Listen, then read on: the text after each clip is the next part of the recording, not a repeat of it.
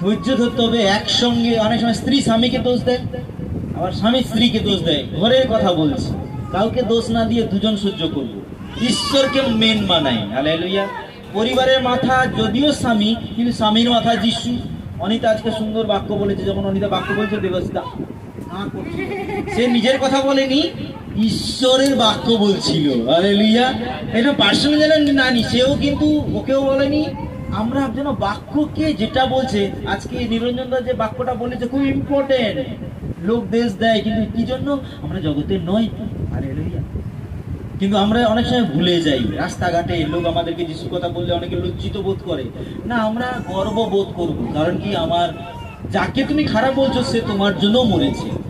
Hallelujah. তাই আমরা সহ্য করি, তাই আমরা উল্টে বলি না, আমরা প্রার্থনা করি তার জন্য। ঈশ্বর আশীর্বাদ করুন। প্রার্থনা করে শেষ করবো।